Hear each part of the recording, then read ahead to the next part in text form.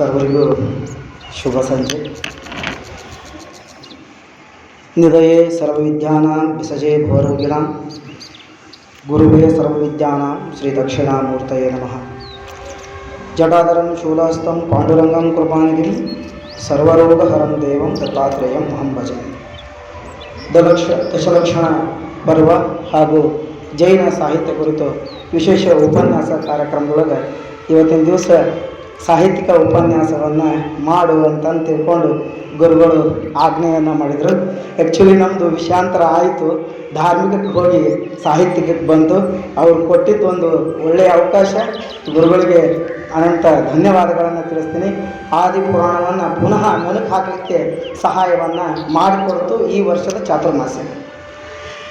ವೇದಿಕೆಯನ್ನು ಅಲಂಕರಿಸಿದಂಥ ವಾಣಿಪ್ರಸಾದ್ ಮೇಡಮ್ ಅವರಿಗೂ ಹಾಗೂ ಉಳಿದ ಎಲ್ಲ ಗಣ್ಯಮಾನ್ಯರಿಗೂ ನನ್ನ ವಿನಮ್ರಪೂರ್ವಕ ನಮಸ್ಕಾರಗಳು. ಸಾಹಿತ್ಯ ಕುರಿತು ನಾವು ಮಾತಾಡ್ಲಿಕ್ಕತ್ವಿ ಅಂತಂದರೆ ಕೆಲವೊಂದಿಷ್ಟು ವಿಷಯ ಬಿಟ್ಟು ಹೋಗ್ಬೋದು. ಯಥಾಮತಿ ಯಥಾಸ್ಥಿತಿ ಎಲ್ಲರೂ ಉದ್ದಾಮ ವ್ಯಕ್ತಿಗಳು ಇರೋದರಿಂದ ನಾವು ಮಾತಾಡೋದೊಳಗೆ ಏನಾದರೂ ವ್ಯತ್ಯಾಸ ಆಗಿತ್ತು ಅಂತಂದರೆ ಪ್ರಾರಂಭದೊಳಗನ ಕ್ಷಮಾ ಕೇಳಿಬಿಡ್ತೀನಿ. ಏನು ತಿಳ್ಕೊಂಡಿನಿ ಅದನ್ನು ನಾನು ವಿಷಯವನ್ನು ವಿಸ್ತೃತ ಮಾಡಲಿಕ್ಕೆ ನಾನು ಪ್ರಯತ್ನವನ್ನು ಮಾಡ್ತೀನಿ. ನಮಗೆ ಸಾಮಾನ್ಯವಾಗಿ ಜೈನ ಮಹಾಕವಿಗಳ ಒಂದು ಕೊಡುಗೆ ಈ ಕರ್ನಾಟಕಕ್ಕಲ್ಲದೆ ಇಡೀ ದಕ್ಷಿಣ ಭಾರತದ, ವಿಶೇಷವಾಗಿ ದಕ್ಷಿಣ ಭಾರತದೊಳಗೆ ಬಹಳಷ್ಟು ಕೊಡುಗೆಯನ್ನು ಅವರು ಕೊಟ್ಟಾರೆ. ನನಗೆ ಒಂದು ವಿಷಯ ಏನು ಬಂತು ಅಂದ್ರೆ ದಿಗ್ವಿಜಯ ನಿರೂಪಣೆ ಮಾಡಬೇಕು ಅಂತಂದು ಯಾಕದು ಅವಕಾಶ ಅಂತಂದರೆ ಹೆಚ್ಚಾಗಿ ನಾವು ಅದರ ಬಗ್ಗೆ ತಿಳ್ಕೊಂಡಿವಿ. ಗೊತ್ತಿದ್ದ ವಿಷಯದಿಂದ ಗೊತ್ತಿಲ್ಲದ ವಿಷಯದ ಕಡೆಗೆ ಹೋದಾಗ ನಮ್ಗೆ ಬಹಳಷ್ಟು ವಿಷಯಗಳು ಇನ್ನಷ್ಟು ಗೊತ್ತಾಗ್ತವು ಅಂತ ಒಂದು ಕವಿ ವಿಚಾರಕ್ಕೆ ನಾವು ಬಂದ್ವಿ ಅಂತಂದರೆ ಪಂಪ ಮಹಾಕವಿ ಆದಿಪುರಾಣ ಮತ್ತು ವಿಕ್ರಮಾರ್ಜುನ ವಿಜಯ ಅಥವಾ ಪಂಪ ಭಾರತ ಅಂತಕ್ಕಂಥ ಎರಡು ಪ್ರಸಿದ್ಧ ಹಳಗನ್ನಡ ಚಂಪು ಗ್ರಂಥಗಳ ಕರ್ತೃವಾಗಿ ಕನ್ನಡ ಸಾಹಿತ್ಯದ ಇತಿಹಾಸದೊಳಗೆ ಪರಿಚಿತ ಆಗಿರ್ತಕ್ಕಂಥವನು. ಮನೆತನ ನಾನು ಯಾಕದನ್ನು ಹಿನ್ನೆಲೆ ಹೇಳಿಕೊಂಡು ಈ ಆದಿಪುರಾಣದ ವಿಷಯವನ್ನು ನಾನು ಪ್ರಸ್ತಾಪ ಮಾಡ್ಲಿಕ್ಕತ್ತೀನಿ ಅಂದ್ರೆ, ನಾನು ತೊಗೊಂಡಿರ್ತಕ್ಕಂಥ ಏಕಾದಶ ಶ್ವಾಸ ಏನದಲ್ಲ ಅದ್ರ ಹಿಂದಿನೂ ಕೂಡ ಭಾಳಷ್ಟು ವಿಚಾರಗಳು ಬರ್ತಾವೆ. ಮೋಸ್ಟ್ಲಿ ನಮ್ಮ ಸರ್ ಮೊದಲಿಗೆ ಹೇಳ್ಬಿಟ್ಟಿರ್ತಾರೆ, ಸ್ವಲ್ಪ ಮೈಕ್ ತೊಗೊಂಡು ಸ್ವಲ್ಪ ಹುಷಾರಿರಪ್ಪ ನೀನು ಅಂತಂದು. ಅಂದರೆ ನಮಗೆ ಮೈಕ್ ಸಿಕ್ತು ಕೂಡ ಜಾಸ್ತಿ ವಿಷಯ ವಿಸ್ತಾರವನ್ನು ಮಾಡ್ತಿರ್ತೀವಿ. ಆ ಕಾರಣಕ್ಕಾಗಿ ನಮ್ಮ ವಿಷಯ ಏನು ಕೊಟ್ಟಾರೋ ಆ ವಿಷಯದ ವ್ಯಾಪ್ತಿಯೊಳಗೇ ಪ್ರವೇಶ ಮಾಡ್ತಾ ನಾವು ಅದನ್ನು ಅರಿತುಕೊಳ್ಬೇಕು ಅನ್ನೋದು ಉದ್ದೇಶ ಆಗಿರೋದ್ರಿಂದ ಪಂಪನ ಮನೆತನದ ಕುರಿತಾಗಿ ನಾವು ವಿಚಾರವನ್ನು ಮಾಡಿದಾಗ ಪಂಪನ ತಂದೆಯ ಕಡೆಯ ಪೂರ್ವಜರು ವೆಂಗಿ ಮಂಡಲದವರು. ಈ ಭಾಗವನ್ನು ಶಾಸನಗಳಿಗೂ ಕೂಡ ಸಾಹಿತ್ಯದ ಗ್ರಂಥಗಳಲ್ಲಿ ಕೂಡ ವೆಂಗಿ ಅಥವಾ ವೆಂಗಿ ವಿಷಯ, ವೆಂಗಿ ನಾಡು, ವೆಂಗಿ ಮಂಡಳ ಅಂತಕ್ಕಂಥ ಮುಂತಾದ ಹೆಸರುಗಳಿಂದ ಕರೆದದ್ದುಂಟು. ಮಾಧವ ಸೋಮಯಾಜಿ ಮನೆತನದ ಪೂರ್ವಿಕ. ಮಾಧವ ಸೋಮಯಾಜಿಯ ಮಗ ಅಭಿಮಾನ ಚಂದ್ರ ಮತ್ತು ಕೋಮಾರಯ್ಯ ಅಥವಾ ಕುಮಾರಯ್ಯ ಅಂತ ಹೇಳ್ತೀವಿ. ಈ ಕಾಲದಲ್ಲಿ ಬನವಾಸಿಗೆ ವಲಸೆ ಬಂದು ಕೋಮಾರಯ್ಯನ ಮಗ ಭೀಮಪ್ಪಯ್ಯ ಮತ್ತು ಅಬ್ಬಣಬ್ಬಯ್ಯ ಮಕ್ಕಳಾಗಿರ್ತಕ್ಕಂಥವರು ಇಬ್ಬರು, ಪಂಪ ಮತ್ತು ಜೀನವಲ್ಲಭ. ನಮ್ಮ ಈ ಆದಿಪುರಾಣದ ಕಥಾ ಸೃಷ್ಟಿಯ ಇದು ಆಗಿರ್ತಕ್ಕಂಥವರು ಪಂಪ. ಗುರು ಪರಂಪರೆಯಲ್ಲಿ ಯಾವುದೇ ಒಬ್ಬ ವ್ಯಕ್ತಿ ತನ್ನ ಸಾಧನೆಯನ್ನು ಮಾಡಬೇಕಾಗಿತ್ತು ಅಂತಂದ್ರೆ ಗುರುಗಳ ಒಂದು ಆಶೀರ್ವಾದ ಅಭಯ ಇಲ್ಲದೆ ಇದ್ರೆ ಆ ವ್ಯಕ್ತಿ ಪರಿಪೂರ್ಣ ಆಗಂಗಿಲ್ಲ ಅಂತಕ್ಕಂಥದ್ದು ಸತ್ಯವಾದಂಥ. ಈಗಿನ ಕಾಲ ಎಂಥ ಮೇಡಮ್ ಮಾತಾಡುವಾಗ ಭಾಳ ಚಂದ ಹೇಳಿದ್ರು, ಎಂಥ ಆರ್ಟಿಫಿಷಿಯಲ್ ಇಂಟೆಲಿಜೆನ್ಸ್ ಬರಲಿ ಏನೇ ಬರಲಿ ಎಲ್ಲದಕ್ಕೂ ಕಣ್ಣು ಹಿಡಿದ್ರು ಔಷಧಿನ. ಹೊಟ್ಟಿಗೆ ಹಸಿವಿಗೆ ಔಷಧಿ ಕಣ್ಣು ಇಡ್ಲಿಕ್ಕಾಗಲಿಲ್ಲ, ಮನಸ್ಸಿನ ಸಮಾಧಾನ ಆಗಲಿಕ್ಕೆ ಔಷಧಿ ಕಣ್ಣು ಇಡ್ಲಿಕ್ಕಾಗಲಿಲ್ಲ. ಅದನ್ನು ಏನೇ ಇದ್ರೂ ಸದ್ಯಕ್ಕೆ ನಾವು ಗುರುವಿನ ಪದತೊಳಗೇ ನಾವು ಪಡಲಿಕ್ಕೆ ಸಾಧ್ಯದ ವಿನಃ ಅದನ್ನು ಯಾರಿಂದನೂ ಕೂಡ ಮಾಡಲಿಕ್ಕೆ ಸಾಧ್ಯ ಇಲ್ಲ. ಎಂಥದ್ದು ಚಂದ್ರನ ಮೇಲೆನೂ ಹೋಗಿ ಬಂದ್ವಿ, ಮಂಗಳದ ಮೇಲೆನೂ ಬಂದ್ವಿ. ನಾವು ಯಾವುದಿದ್ರೂ ಸದ್ಯಕ್ಕೆ ಅಂಗಳದಾಗ ಸಮಾಧಾನ ಬೇಕು ಅಂದ್ರೆ ಗುರುವಿನ ಅಂಗಳದೊಳಗೆ ನಾವು ಕಳಿಬೇಕಾಗ್ತದ ಅಂತಕ್ಕಂಥದ್ದು. ಆದಾಗ ಆ ಗುರು ಪರಂಪರೆಯನ್ನು ನೋಡಿದಾಗ ಪಂಪ ಸಮಂತಭದ್ರ ಮೊದಲಾದ ಪೂರ್ವಾಚಾರ್ಯರನ್ನು ಆದಿಪುರಾಣದ ಮೊದಲನೇ ಒಳಗನೆ ಸ್ಮರಿಸಿಕೊಂಡಾನೆ. ಅಲ್ಲದೆ ಬಳಿಕ ಮಲಾಧಾರಿ ಸಿದ್ಧಾಂತ ಮುನಿ ಮತ್ತು ದೇವೇಂದ್ರ ಮುನಿ, ಜಯನಂದಿ ಮುನಿಗಳ ಜ್ಞಾನೋದಯವನ್ನು ಬೇಡಿ ಮುಂದೆ ತನ್ನನ್ನು ಕೊಂಡ ಕುಂತಾದ್ವಯ ನಂದನ ವಶಶುಕ ಅಂತಂದು ಹೇಳ್ತೀವಿ, ಅಂತಂದು ಕರೆದುಕೊಂಡಿರ್ತಕ್ಕಂಥದ್ದು ಉದಾಹರಣೆಗಳು ಅದು ಸಿಗ್ತದೆ ನಮಗೆ. ಪಂಪನ ಪ್ರತ್ಯಕ್ಷ ಗುರುಗಳು ದೇವೇಂದ್ರ ಮುನಿಗಳು. ಆದಿಪುರಾಣದಲ್ಲಿ ದೇವೇಂದ್ರ ಮುನಿಯ ತರುವಾಯದಲ್ಲಿ ಉಕ್ತನಾಗಿರ್ತಕ್ಕಂಥ ಜಯನಂದಿ ಮುನಿಗಳ ಸಹ ಪೂಜ್ಯ ಗುರುಗಳಾಗಿದ್ದರು ಇನ್ನೊಬ್ಬರು. ಹಾಗಂದ್ರೆ ದೇಶ ಮತ್ತು ಒಬ್ಬ ಕವಿಗೆ ದೇಶ ಮತ್ತು ಆಶ್ರಯ ಬೇಕು. ಆ ಗುರುಗಳ ಆಶ್ರಯ ಇಲ್ಲ ಅಂದರೆ ಯಾವ ಕೆಲಸವನ್ನು ಕೂಡ ಮಾಡಲಿಕ್ಕೆ ಆಗೋದಿಲ್ಲ ಅನ್ನೋದನ್ನು ನೋಡಿದಾಗ ಪಂಪನು ತನ್ನ ಕೃತಿಗಳ ರಚನೆಯ ಕಾಲಕ್ಕೆ ವೇಮುಲವಾಡ ಚಾಲುಕ್ಯ ವಂಶದ ಅರಸನಾಗಿರ್ತಕ್ಕಂತಹ ಇಮ್ಮಡಿ ಅರಕೇಸರಿಯ ಆಶ್ರಯವನ್ನು ಪಡೆದುಕೊಂಡ ಅಂತಕ್ಕಂಥದ್ದು ಸಮಯದ ನಿರ್ಬಂಧ.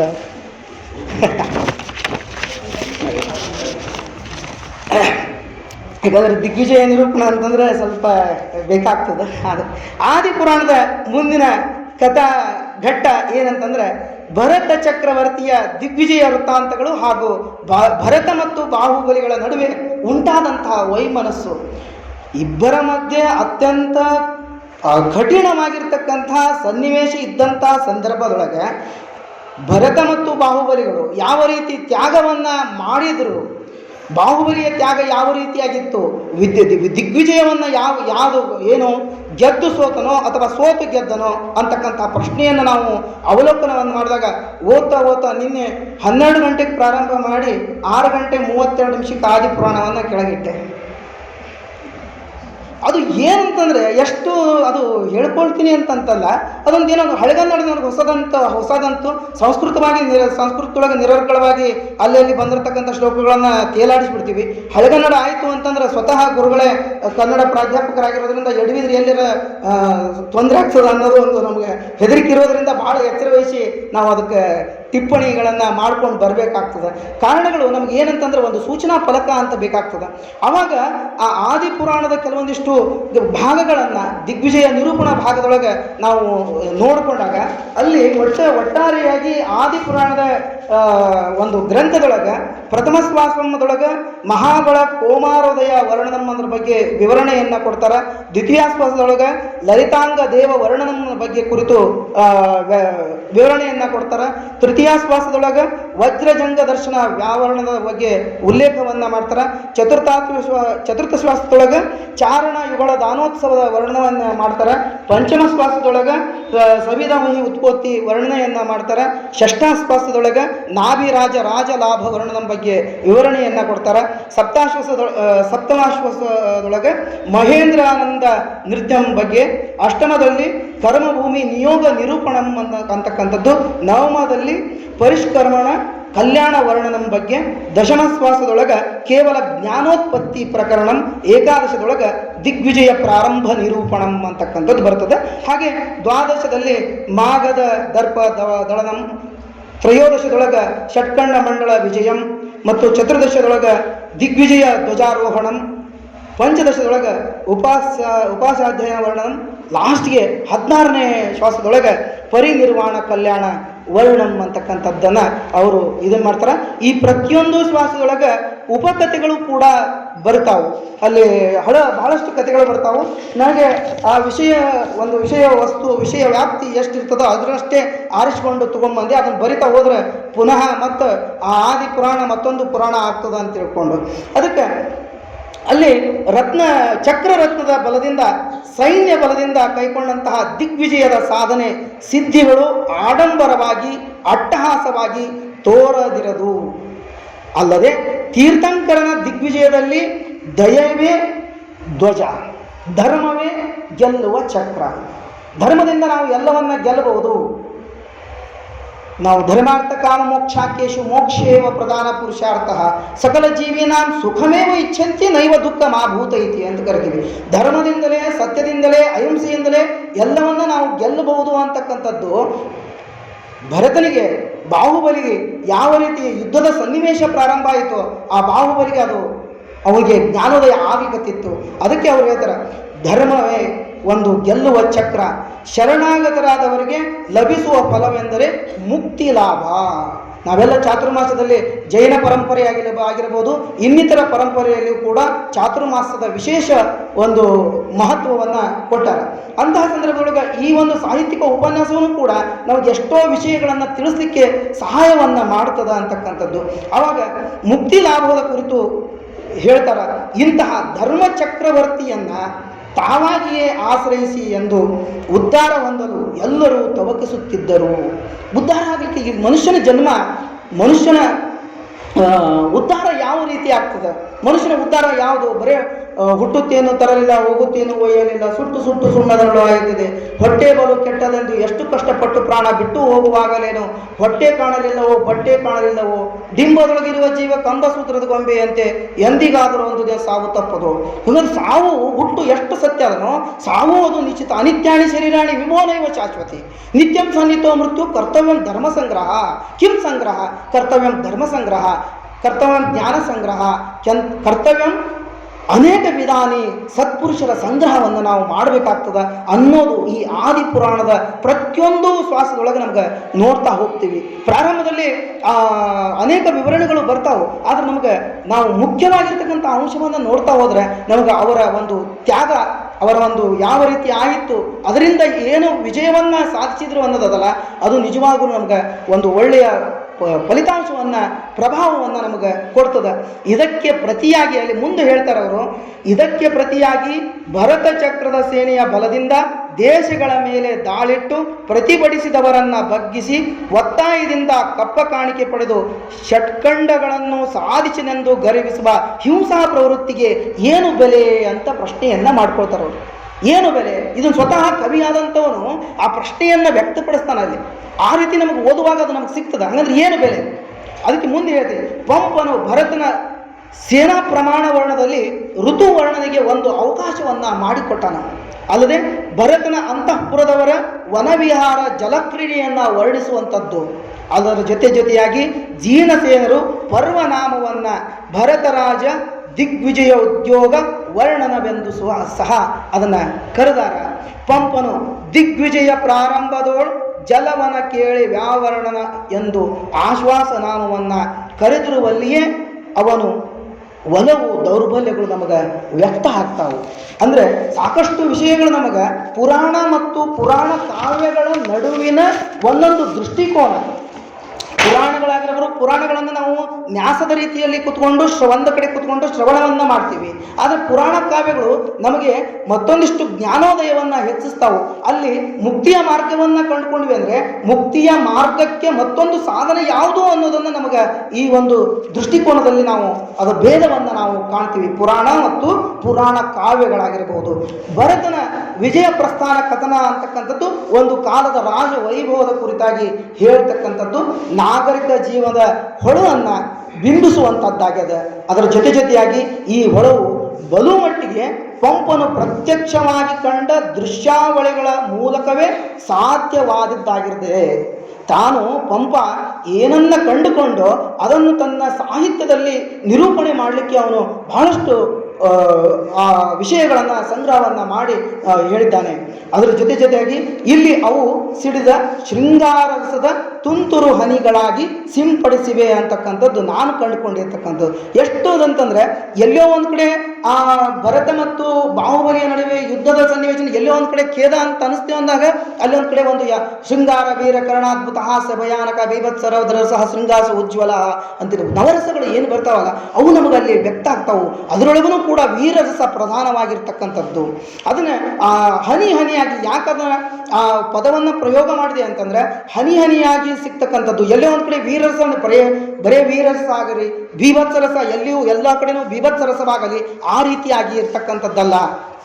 ನವರಸಗಳು ಎಲ್ಲೆಲ್ಲಿ ಆಯಾ ಸಂದರ್ಭಕ್ಕೆ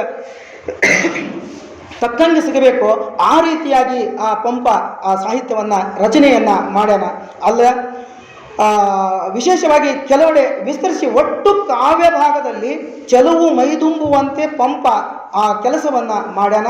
ಕಾವ್ಯಗಳಾದ 18 ವರ್ಣನೆಗಳನ್ನು ಉಚಿತ ಸ್ಥಾನಗಳಲ್ಲಿ ಸಂಪ್ರದಾಯದಂತೆ ಸಂಯೋಜಿಸಿದೆ ಎಂದರೂ ಕೂಡ ಪಂಪನ ಯಾವುದೇ ಪ್ರಕೃತಿ ಸೌಂದರ್ಯದ ಚಿತ್ರಣದಲ್ಲಿಯೂ ಮಾನವ ವ್ಯಾಪಾರಣದ ಚಿತ್ರಣದಲ್ಲಿಯೂ ತೋರುವ ಸೊಗಸು ಸಹಜತೆಗಳು ಎಲ್ಲಿಯೂ ನಮಗೆ ಸೋಸಿವೆ ಅಂತಕ್ಕಂಥದ್ದು ಕಂಡು ಬರ್ತದೆ. ಧಾರಾಳವಾಗಿ ಅಲ್ಲಿ ಎಲ್ಲವನ್ನ ಹೇಳಿಕೊಳ್ಳುವಂತಹ ಸ್ಥಿತಿ ನಮಗೆ ಕಂಡು ಬರ್ತದೆ. ಅದ್ರ ಜೊತೆಯಾಗಿ ಬಗೆ ಬಗೆ ಹೂಗಳ ಬಣ್ಣ ಆಗಿರಬಹುದು, ಆಕಾರ ವಾಸನೆಗಳಾಗಿರಬಹುದು, ಅದನ್ನು ಸೂಕ್ಷ್ಮವಾಗಿ ಅಲ್ಲಿ ಹೇಗೆ ಒಬ್ಬ ಶಿಲ್ಪಿ ಒಂದು ಕುಸುರಿ ಕೆಲಸವನ್ನು ಮಾಡ್ತಾನೋ, ಹೇಗೆ ಆ ಕಲ್ಲನ್ನು ತೀಡ್ತಾನೋ, ಸಾಹಿತ್ಯದಲ್ಲಿ ಎಲ್ಲಿಯೂ ಕೂಡ ಒಂಚೂರು ವ್ಯತ್ಯಾಸ ಆಗದಂತೆ ಓದಿಸಿಕೊಂಡು ಹೋಗಬೇಕಲ್ಲ, ಆ ರೀತಿಯಾಗಿ ಮಾಡುವಂಥ ಕೆಲಸವನ್ನು ಪಂಪನ ಆದಿಪುರಾಣದೊಳಗೆ ನಮಗೆ ಸಿಗ್ತದ. ಸೂಕ್ಷ್ಮವಾಗಿ ಬಣ್ಣಿಸಿ ಅವುಗಳ ಸೊಗಸನ್ನು ನಮ್ಮ ಕಣ್ಣಿಗೆ ಕಟ್ಟುವಂತೆ ಮಾಡಿದ್ದಾನೆ. ನೀವು ಆ ದಿಗ್ವಿಜಯ ನಿರೂಪಣವನ್ನು ಓದಲಿಕ್ಕೆ ಏನಾದರೂ ಪ್ರಾರಂಭ ಮಾಡಿದ್ರೆ ಅಂದರೆ ಸ್ವತಃ ಕಣ್ಣು ಮುಂದೆ ಭರತ ಬಾಹುಬಲಿಯ ಯುದ್ಧದ ಸನ್ನಿವೇಶ ನಮಗೆ ಕಣ್ಣು ಮುಂದೆ ಬರ್ತದೆ. ಅದು ಹಳೆಗನ್ನಡದೊಳಗೆ ಅದ.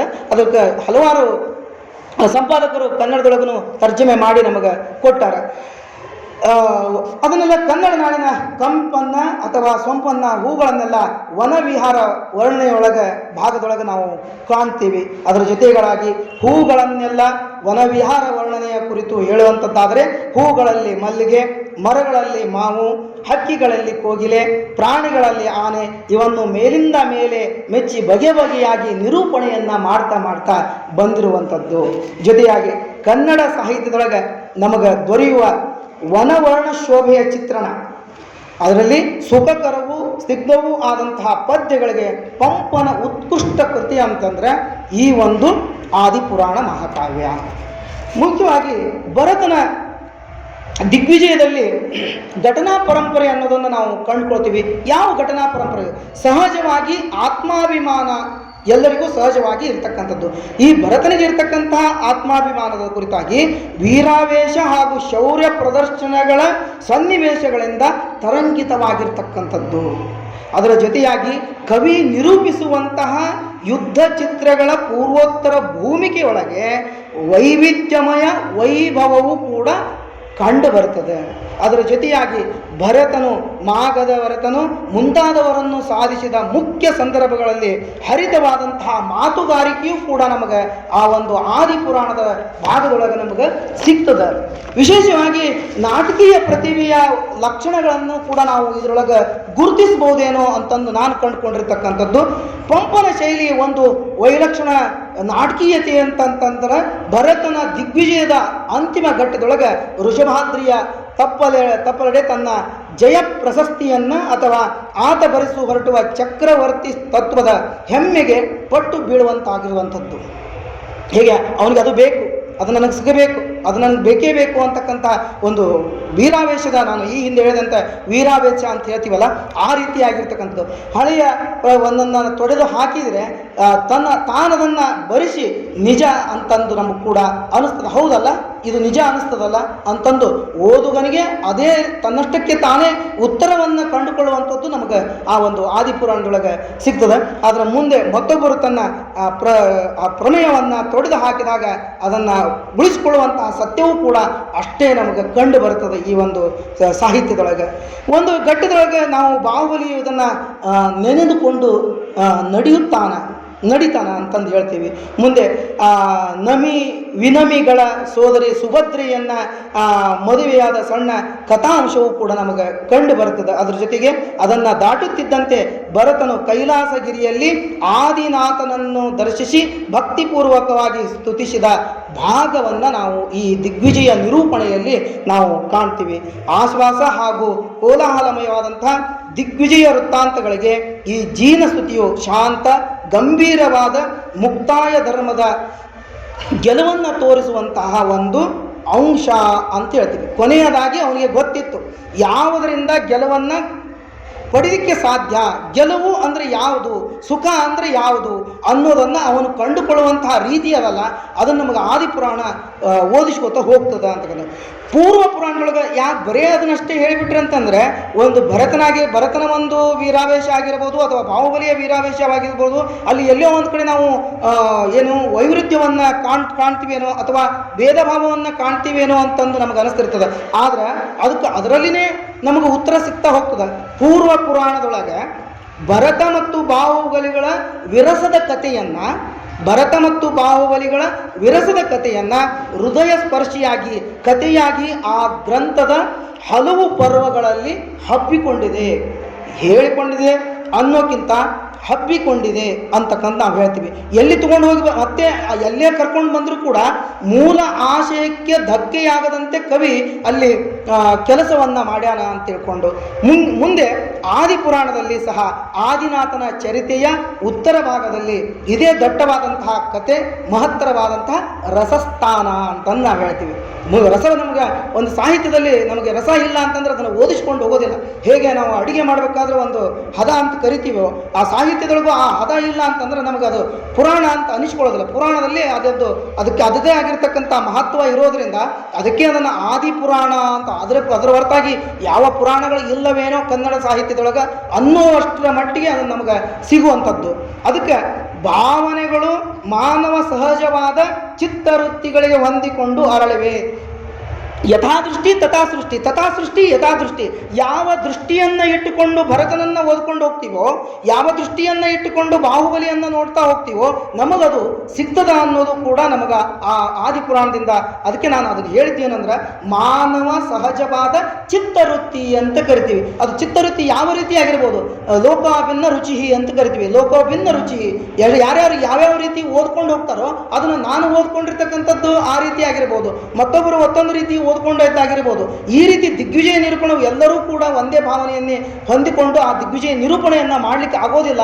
ಅದಕ್ಕೆ ಯಾವ ಕಾಲದಲ್ಲಿ ಆದರೂ ಯಾವ ಘಟ್ಟದಲ್ಲಿ ಆದರೂ ಕೂಡ ಆದಿಪುರಾಣ ಶಾಶ್ವತವಾಗಿ ಉಳಿಯುವಂತಹ ಒಂದು ಕೆಲಸ ಅದರೊಳಗೆ ಅದ ಅನ್ನೋದು ಪಂಪನ ಆದಿ ಪುರಾಣದ ನಮಗೆ ಕಥಾ ಅಂಶದೊಳಗೆ ನಮಗೆ ಸಿಗ್ತದೆ.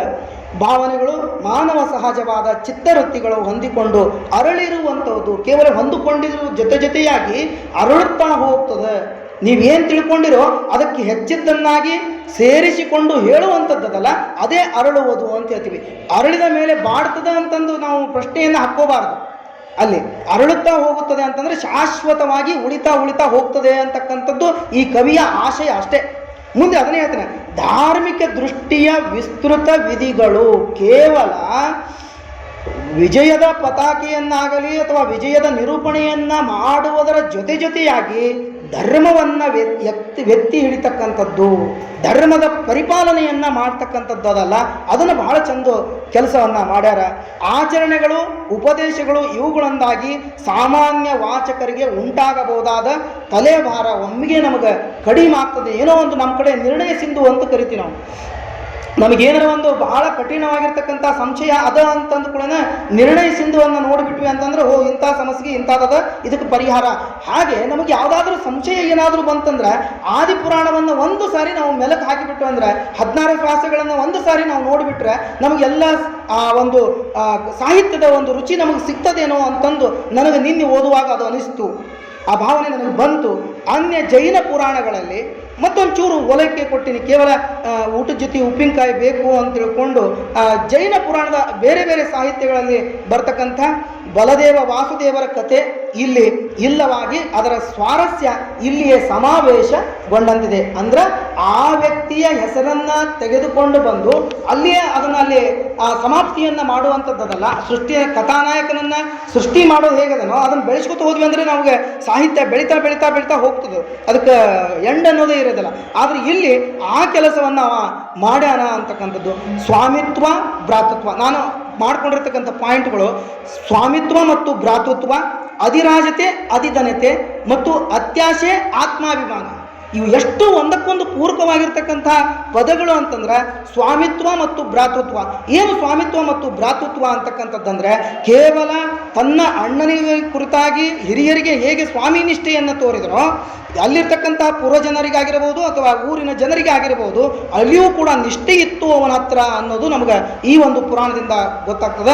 ಅಧಿರಾಜತೆ, ಅಧಿವನತೆ ಅಂತಂದು ಏನು ಹೇಳ್ತೀವಿ, ಅಧಿವತೆ ಅತ್ಯು ವಿನಯತೆಯನ್ನು ಕೂಡಿರ್ತಕ್ಕಂಥದ್ದು ಅಂತಕ್ಕಂಥ ಒಂದಕ್ಕೊಂದು ಪೂರಕವಾಗಿರ್ತಕ್ಕಂತಹ ಶಬ್ದಗಳು ಅಂತಂದು. ಅತ್ಯಾಸೆ ಮತ್ತು ಆತ್ಮಾಭಿಮಾನ, ಆಸೆಯಲ್ಲ ಅತ್ಯಾಸೆ ಅಥವಾ ಆಶಾವಾದ ಅಂತ ಕರಿತೀವಿ ನಾವು.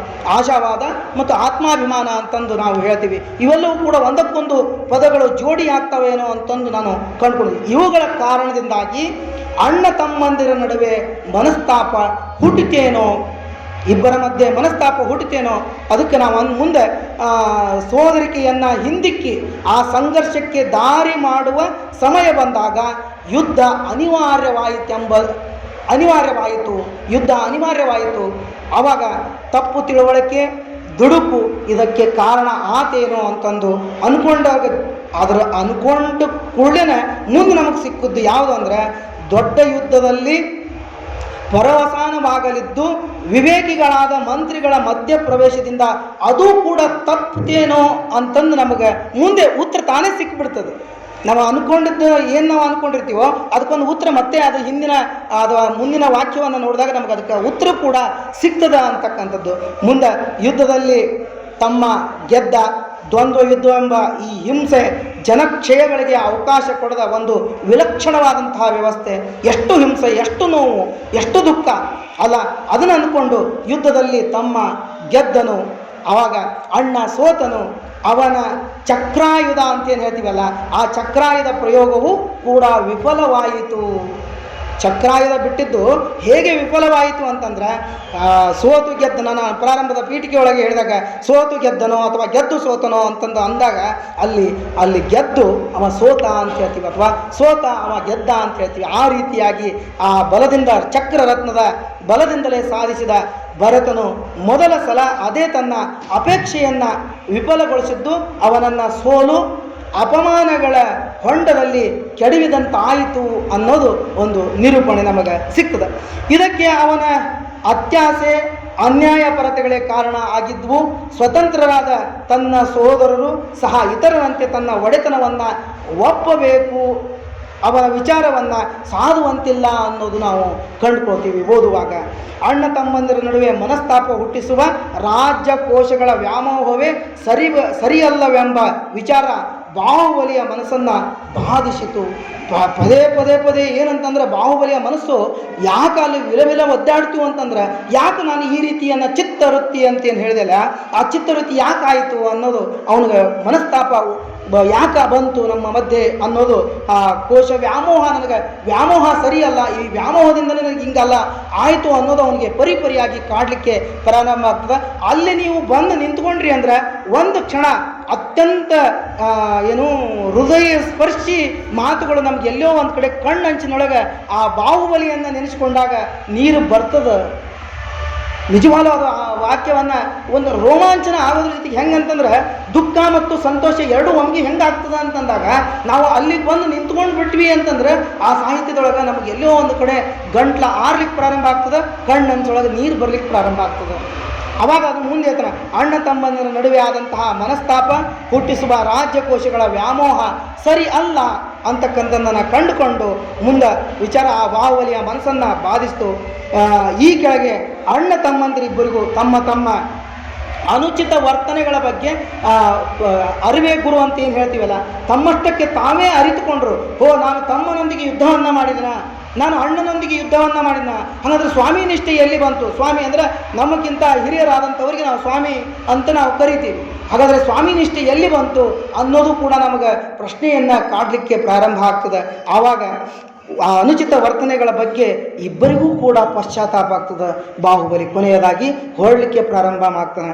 ಈ ಕಾವ್ಯ ಭಾಗ ತನ್ನ ಸೊಗಸಿನಿಂದ ಅಥವಾ ಕನ್ನಡದ ಉತ್ತರ ಕಾಲಿನ ಕವಿಗಳ ಹಾಗೂ ಸಹೃದಯರಾದಂತಹ ವಾಚಕರು ಯಾರು ಬೇಕಾದರೂ ಇರ್ಬೋದು, ಅದನ್ನು ಯಾವ ದೃಷ್ಟಿಯನ್ನು ಇಟ್ಟುಕೊಂಡು ನಾವು ಓದ್ತೀವೋ, ಆ ಪುರಾಣದ ನಾವು ಯಾವ ರೀತಿ ನ್ಯಾಸವನ್ನು ಮಾಡಿಕೊಂಡು ಓದ್ಲಿಕ್ಕೆ ಪ್ರಾರಂಭ ಮಾಡ್ತೀವೋ ಅದು ಅವರಿಗೆ ಬಿಟ್ಟಿದ್ದು. ನಾವು ಕಾವ್ಯದ ಆಧಾರದ ಮೇಲೆ ನಾವು ಓದ್ಕೊಳ್ಳಿಕ್ಕತ್ತೀವಿ ಅಂದರೆ ಅದು ಅವರಿಗೆ ಬಿಟ್ಟಿದ್ದು. ಆದರೆ ಯಾವ ರೀತಿ ನಾವು ಅಭ್ಯಾಸವನ್ನು ಮಾಡ್ತೀವೋ ಅಥವಾ ಮನನವನ್ನು ಮಾಡ್ತೀವೋ ಅಥವಾ ಶ್ರವಣವನ್ನು ಮಾಡ್ತೀವೋ ಅದು ನಮಗೆ ಸಿಗಲಿಕ್ಕೆ ಪ್ರಾರಂಭ ಆಗ್ತದೆ ಅನ್ನೋದು ಈ ಆದಿಕವಿ ಪಂಪ ಬರೆದಿರ್ತಕ್ಕಂತಹ ಪುರಾಣದೊಳಗೆ ನಮಗೆ ಸಿಗ್ತದೆ. ಅದನ್ನೇ ನಾವು ಹೇಳ್ತೀವಿ ಅಂದರೆ, ಈ ಕಾವ್ಯ ಭಾಗ ತನ್ನ ಸೊಗಸಿನಿಂದ ಕನ್ನಡದ ಉತ್ತರ ಕಾಲಿನ ಕವಿಗಳಿಗೆ, ಕವಿ ಪರಂಪರೆ ನಿರಂತರವಾಗಿರ್ತಕ್ಕಂಥದ್ದು. ಕಾವ್ಯಮಿಸಸೆ ಅರ್ಥಕೃತೆ ವ್ಯವಹಾರ ವಿದಶೆ ಶ್ವೇತ ರಕ್ಷತಿ ಸದ್ಯ ಪ್ರವೃನಿವೃತ್ತ ಕಾಂತಹ ಸಂಮಿತತ ಉಪದೇಶಯೋಹೋ ಅಂತ ಹೇಳ್ತೀವಿ.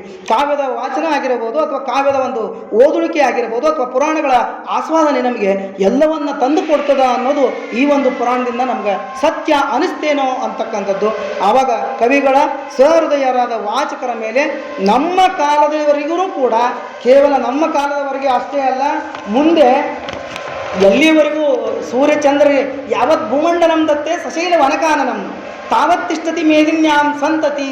ಎಲ್ಲಿಯವರೆಗೆ ಸಂತತಿ ಇರ್ತದೋ, ಕವಿ ಸಂತತಿ ಇರ್ತದೋ, ಸಾಹಿತ್ಯದ ಅಭಿರುಚಿಯ ಸಂತತಿ ಇರ್ತದೋ, ಅದು ನಮಗೆ ಸಿಗ್ಲಿಕ್ಕೆ ಸಾಧ್ಯ ಅನ್ನೋದು ಈ ಆದಿಕವಿ ಬರೆದಿರ್ತಕ್ಕಂಥ, ಆದಿಕವಿ ಪಂಪ ಬರೆದಿರ್ತಕ್ಕಂಥ ದಿಗ್ವಿಜಯ ಪ್ರಾರಂಭ ನಿರೂಪಣಂ. ಕೇವಲ ನಾನು ಹತ್ರ ಹೋಗಿದ್ವಿ ಅಂತಂದರೆ ಪ್ರಾರಂಭ ನಿರೂಪಣ ಮಾತ್ರಕ್ಕೆ ನಾನು ಸೀಮಿತ ಆಗೀನಿ. ಕೇವಲ ಅದನ್ನು ವಿಸ್ತಾರ ಮಾಡಲಿಕ್ಕತ್ವಿ ಅಂತಂದ್ರೆ ಅದು ನಮಗೆ ಸಮಯ ಸಾಲೋದಿಲ್ಲ ಅಂತಕ್ಕಂಥದ್ದು. ಈ ಒಂದು ಆದಿಕವಿ ಪಂಪನ ಕುರಿತಾಗಿ ಓದಲಿಕ್ಕೆ ಹೆಚ್ಚಿನ ಅವಕಾಶವನ್ನು ಮಾಡಿಕೊಟ್ಟಿರ್ತಕ್ಕಂಥ ದಿಗಂಬರ ಜೈನ ಸಮಾಜ ಟ್ರಸ್ಟ್, ಧಾರವಾಡ ಜೈನ್ ಮಿಲನ್ ಮತ್ತು ಸಮ್ಯಕ್ ಪ್ರಜ್ಞಾ ಮಹಿಳಾ ಮಂಡಳ ಮತ್ತು ಇನ್ನಿತ ಸನ್ಮತಿ ಸೇವಾ ಸಮಿತಿ ಎಲ್ಲರಿಗೂ ಕೂಡ ಅನಂತ ಕೃತಜ್ಞತೆಗಳನ್ನು ಸಲ್ಲಿಸ್ತೀನಿ.